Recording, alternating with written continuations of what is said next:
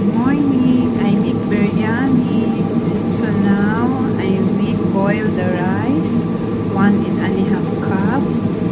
Then the chicken, ingredients for biryani, tomato, 2 pieces of tomato, 1 medium size of onion, 1 bell pepper, 1 spoon salt, half spoon black pepper,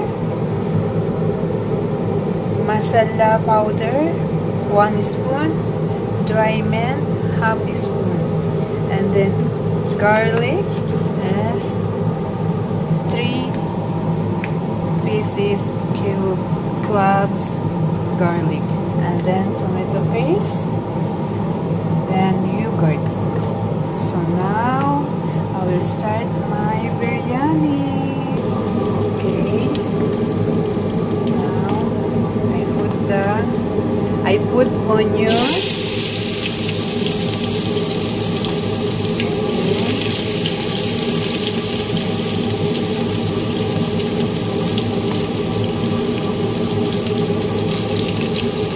After onion is garlic.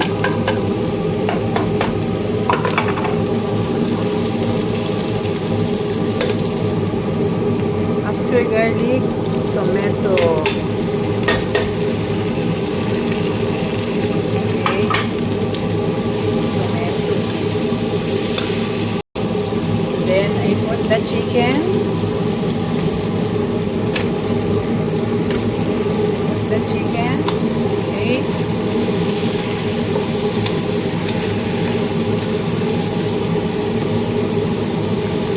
After I make cover. I make cover 10 minutes. Okay, so now, wow. And then I put the ginger paste.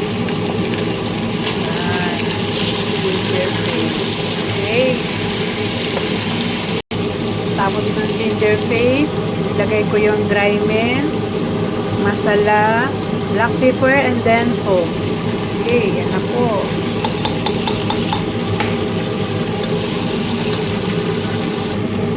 Tapos po yung ating 1 cup yogurt. Yogurt.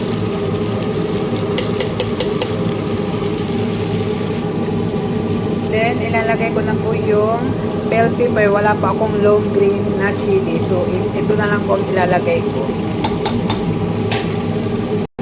Tapos po, takpan ko ulit siya ng 10 minutes. So, ito na po, no? See this one. I remove the chicken. Okay.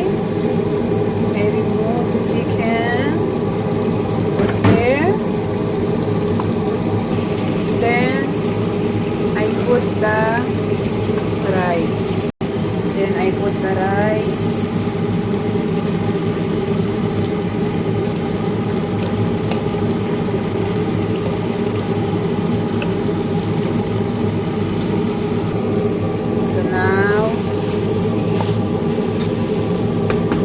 Biryani chicken,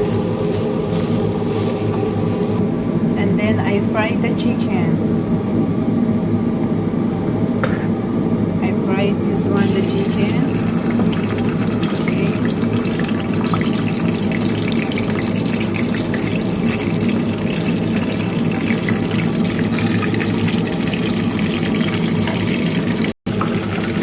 Okay. Now the chicken was fried, so I put in the top. Okay, I put in the top.